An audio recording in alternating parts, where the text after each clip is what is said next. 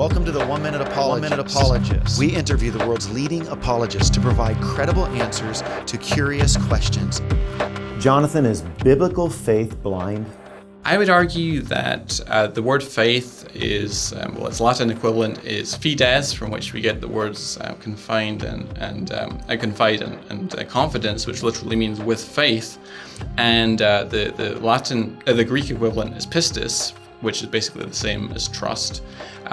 That's the way that it's used biblically, and we are commanded, I think, in Scripture to use reasons and arguments and be rational about our faith. For example, in Proverbs 14, verse 15, we read, "The simple man believes everything, but the prudent gives thought to his steps."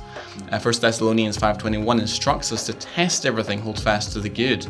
1 Peter 3:15 says, "In your heart set apart Christ as Lord, and always be ready to give an answer to everyone who asks you to give the reason for the hope that lies within you, but doing so with gentleness and respect." Moreover, if you read the book of Acts, you see various apologists like Stephen, for example, and Apollos and Peter and Paul, and they were debating non-believers, whether it was Peter debating the Jews and Apollos debating the Jews, or Paul in Athens in Acts 17.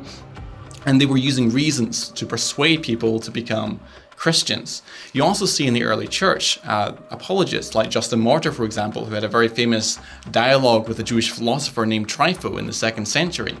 We also have Irenaeus, who wrote against non-Christians. We have Theophilus of Antioch, who wrote an apology to Autolycus, the pagan.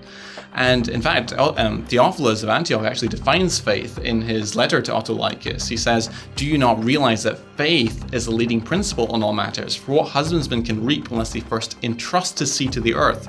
Or who can cross the sea unless he first entrust himself to the boat and the pilot? Or who can be healed unless he first entrust himself to the care of the physician? If then the husbandman trusts the earth and the sail of the boat and the sick the physician, why then will you not place confidence in God when he holds so many pledges at his hand?"